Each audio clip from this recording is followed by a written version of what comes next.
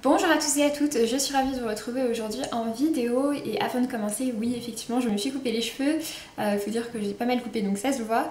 J'ai coupé en fait aussi long déjà parce que j'aime bien et puis aussi pour pouvoir donner mes cheveux tout simplement. Enfin c'est quelque chose que j'avais déjà fait plusieurs fois et donc là je l'ai fait avec l'association qui s'appelle Fake Hair Don't Care. Je mettrai le lien de leur compte Instagram en barre d'informations. Donc c'est une association française qui du coup récolte des dons de cheveux pour ensuite créer des perruques et ces perruques sont ensuite je ne sais pas si c'est donné ou vendu à des prix intéressants en tout cas à des femmes atteintes de cancer du sein et voilà, du coup c'est une bonne action et pour les gens qui comme moi n'ont pas peur de couper beaucoup de cheveux d'un coup ou qui ne vont pas chez le coiffeur tous les 4 matins, et bien c'est pas mal. Cette association là en plus prend les dons à partir de 10 cm donc c'est beaucoup moins contraignant que d'autres associations. Je l'avais déjà fait pour ma part avec l'association Think Pink, qui pour le coup était une association belge, mais qui avait des critères qui étaient un peu plus pointilleux. Donc voilà, je vous mets tout ça en barre d'informations si ça vous intéresse.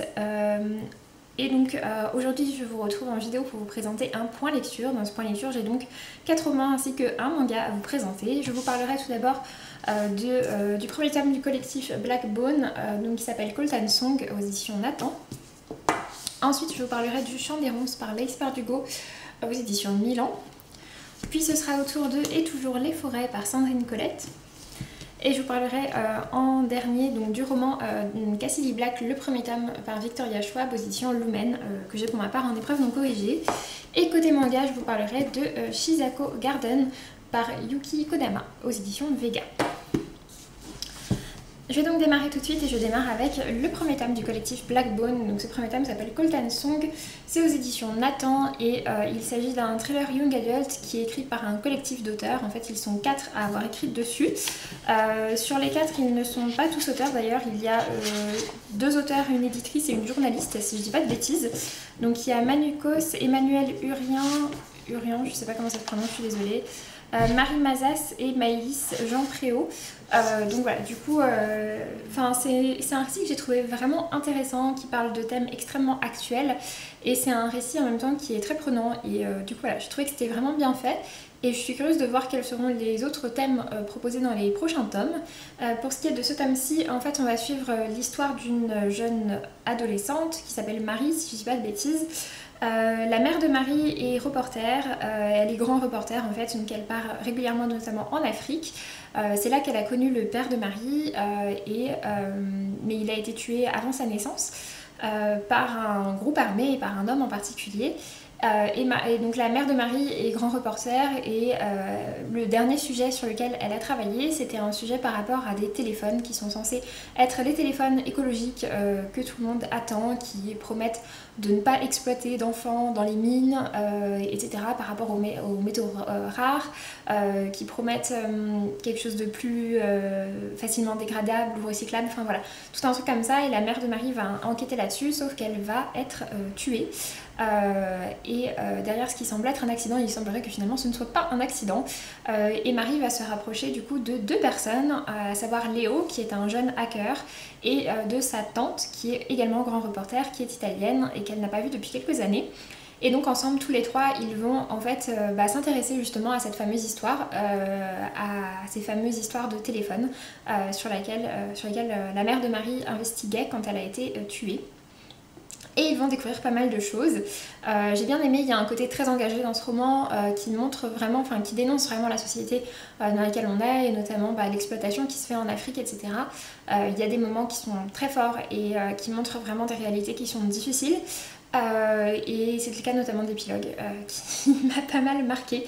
Mais voilà, du coup un roman vraiment intéressant, ça se voit qu'il a été très bien documenté et je pense que c'est ça aussi la force voilà, du collectif d'auteurs qu'il y a derrière tout ça, c'est qu'ils ont réussi à allier finalement leur talent entre pour faire à la fois un roman très dynamique et très prenant et en même temps quelque chose d'engagé, très documenté, etc. Donc vraiment voilà, une belle réussite. Il est sorti en librairie donc le 9 janvier, la couverture a été changée puisqu'ici ce sont des épreuves non corrigées. Elle est finalement dans des tons un peu verts avec un reflet métallisé dessus. Elle est vraiment très chouette, je l'ai vue en librairie, je la trouve vraiment très chouette, plus sympa d'ailleurs que celle-là. Donc voilà, je vous recommande la découverte, je lui ai mis pour ma part la note de 16/20.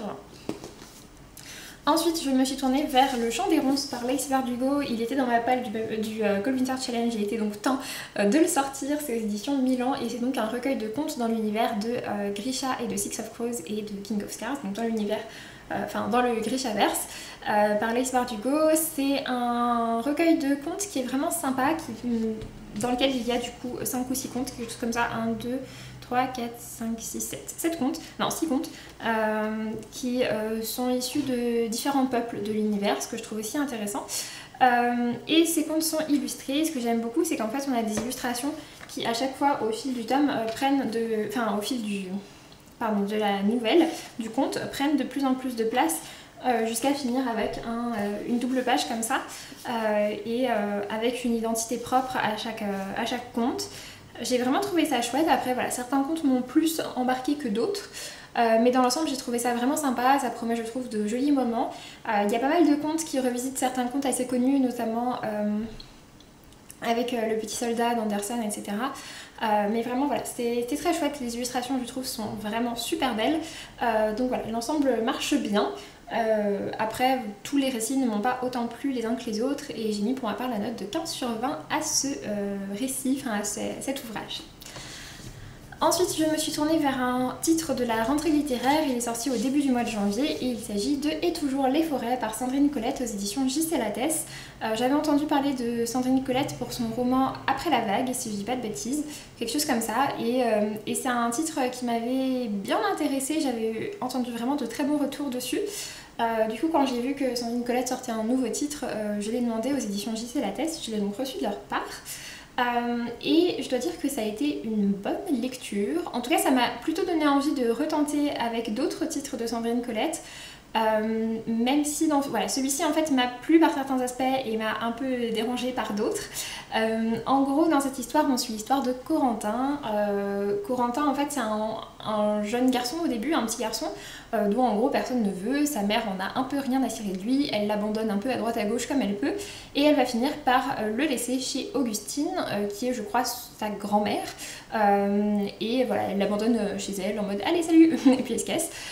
Augustine lui fait carrément peur au début, en plus c'est une vieille dame qui vit seule dans un petit village isolé qui est entouré de forêts. Et donc voilà, on va suivre un peu Corentin grandir là-dedans.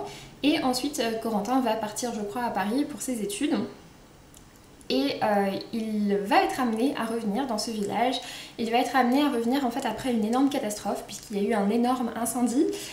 C'est donc un roman fort actuel, un énorme incendie en fait qui a ravagé quasiment tout le pays et donc quasiment tous les humains sont décédés, quasiment tous les animaux sont décédés, quasiment toutes les plantes sont décédées, donc ça commence à être carrément la merde, notamment pour trouver à manger, etc. Et Corentin, quand il voit ça, en fait, Corentin il rentrait de soirée quand ça s'est passé et il était complètement dans le coma quoi, enfin il s'est pas du tout rendu compte de ce qui s'est passé. Quand il se réveille il voit tout ce qui s'est passé et la première chose qu'il dit c'est il faut que j'aille voir Augustine, je suis sûre qu'elle est en vie, il faut que je la retrouve. Et donc il va se lancer dans un énorme périple, sauf que même les voitures il n'y en a plus puisqu'en fait les pneus ont fondu avec la chaleur, etc. Enfin il n'y a plus d'essence, vraiment tout, ouais, c'est vraiment l'apocalypse le truc. Et il traverse donc toutes les forêts, il marche pendant énormément de temps pour retrouver Augustine. Et dans le village, il va également retrouver Mathilde, qui a été une jeune fille qui était déjà présente dans le début du récit quand il est plus jeune. Et en fait après on va voir toute l'histoire de cette survie, comment est-ce qu'ils vont s'en sortir, essayer de s'en sortir. La relation entre Corentin et Mathilde est absolument malsaine et très très dérangeante à lire, et ce quasiment jusqu'au bout du roman, c'est-à-dire qu'après ça s'améliore mais en fait c'est quand même hyper malsain sur la fin. Donc voilà, c'est un roman très dérangeant mais qui en même temps parle vraiment de la survie et de l'apocalypse et c'était chouette. Et c'était très prenant et c'était très bien fait, mais carrément glauque à certains passages. Donc voilà, un avis un petit peu mitigé pour ma part, mais qui m'a quand même donné envie de découvrir d'autres titres de Sandrine Colette. Et pour ma part, j'ai mis la note de 15 sur 20 à ce récit. Et donc pour terminer côté roman, j'ai donc lu le premier tome de la nouvelle série de V. Schwab, sous le nom de Victoria Schwab cette fois-ci puisque c'est le nom qu'elle utilise pour ses titres destinés à la jeunesse. Et donc il s'agit du premier tome de sa série Cassidy Black. Ce premier tome s'appelle Chasseuse de fantômes. Il est sorti chez Lumen le 30 janvier avec une couverture que je trouve ma foi très chouette. J'étais pas hyper convaincue par la couverture quand je l'avais vue au départ et finalement je trouve qu'elle a de très très beaux effets et le dos et la quatrième sont super beaux. Je l'ai vu en librairie, j'ai vraiment trouvé qu'ils avaient fait un très très chouette travail éditorial dessus. Donc pour ma part ce sont des épreuves non corrigées comme vous pouvez le constater. Dans cette histoire, c'est une histoire que j'ai trouvée vraiment très chouette, qui m'a beaucoup plu. J'avais déjà adoré la trilogie Shades of Magic, j'ai pas encore lu Vicious mais j'avais adoré Shades of Magic et j'étais très contente de voir un nouveau récit de V. Schwab, vraiment pas destiné à la même tranche d'âge mais tout aussi réussi. Dans cette série, du coup, en fait, on suit donc l'histoire de Cassidy Black, qui est une jeune fille qui a côtoyé la mort, puisqu'en fait, elle s'est noyée et elle a été ramenée par un fantôme.